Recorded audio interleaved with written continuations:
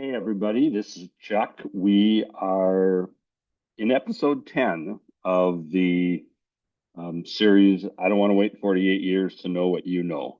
And for this episode, what I thought I would tackle would be key performance indicators, KPIs. Many of us have heard, certainly, that anything can be a measurement, and there's lots of things we can measurement, but which ones are the most important to you and your organization?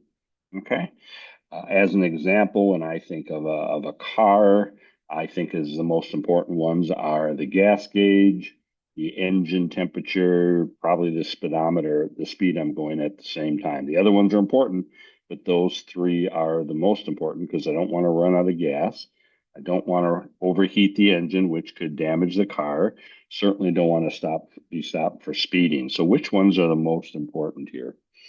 Um, I would say also, as we look at what I think the three most important ones are, and you should consider for yourself what tells you the health of your organization the best. I think of KPIs as a guide and an indicator. They're not tell all, they're not be all, but they tell us a good job of where we stand and where things are at and such. And so I think that's one thing we keep in mind. They're guides and indicators. They aren't 100% absolute. I'm going to share the screen also.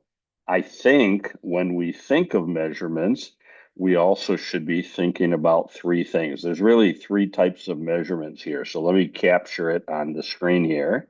We have what I call or I was taught as scorecard measurements, and those measurements today and what's coming at us. So a scorecard measurement says, hey, it's the first of the month. How did we do last month? Okay, and I think those are important because they force us to go back and look and understand better what happened. Where are we at today? So are we staying on track today? Are we ahead? Are we behind? Things like that. And then what's coming at us? Those are measurements that we're looking out into the future and saying, this is coming towards us. What are we doing to either be prepared for it or recover from or whatever? So I think there's three categories here.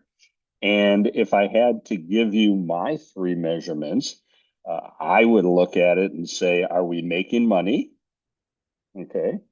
Are we keeping promises to customers?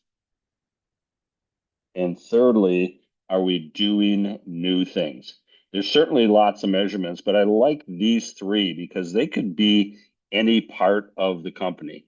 So even though I'm not selling, if I'm in manufacturing, I can still answer the question by looking at my work. Are we making money by the processes and the work I'm performing?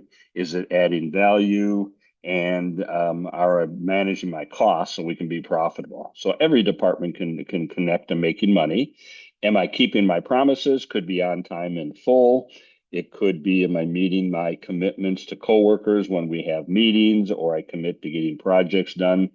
Again, it's universal enough that it can be stretched to the whole company.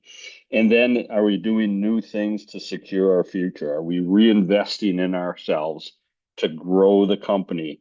Are we doing it for individuals so they can grow in their skill set? What are we doing to look forward for what's coming at us?